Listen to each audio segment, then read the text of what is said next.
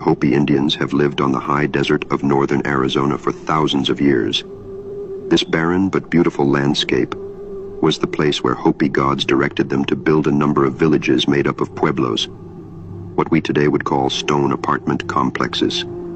Here the Hopi managed to flourish by simply growing corn, beans, and squash with very little rainfall and almost no irrigation. One of the most intriguing Hopi legends involves the ant people, who were crucial to the survival of the Hopi, not just once, but twice.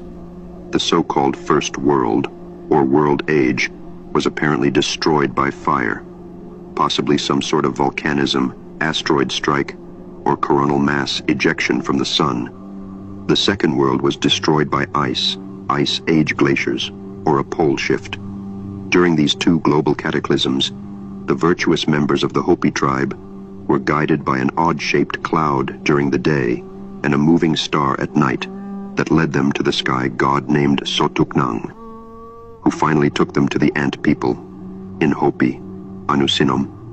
The ant people then escorted the Hopi into subterranean caves, where they found refuge and sustenance.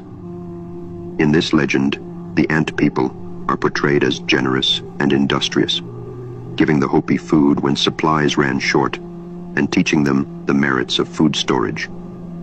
In fact, another legend says that the reason why the ants have such thin waists today is because they once deprived themselves of provisions in order to feed the Hopi.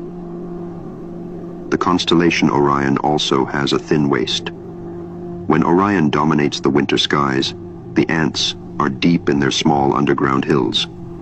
These structures are similar in form to the Hopi kivas, which are subterranean communal prayer chambers. Coincidentally, the Sanskrit word ki means anthill, and va means dwelling. Each February, inside their kivas, the Hopi perform the bean sprouting ceremony, or bean dance, called Powamu. During this time, the fires are continuously kept ablaze, turning these structures into superb hothouses. The ritual commemorates a time when the Anusinom taught the Hopi how to sprout beans inside caverns in order to survive. It is interesting to note that the Babylonian sky god was named Anu. The Hopi word for ant is also Anu, and the Hopi root word Naki means friends.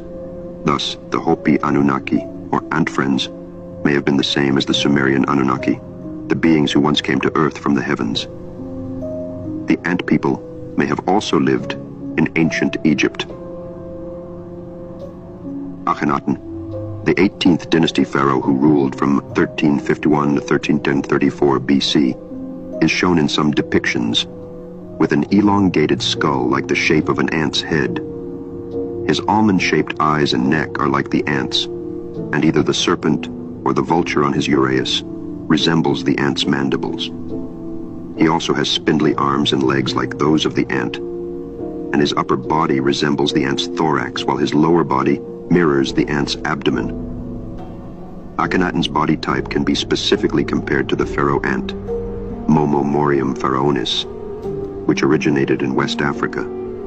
It also has an elongated head, a yellow to reddish-brown body, and a darker abdomen with a stinger. Perhaps it is more than a coincidence that the Egyptian word Sahu means stars of Orion, whereas the Hopi word Sohu means star.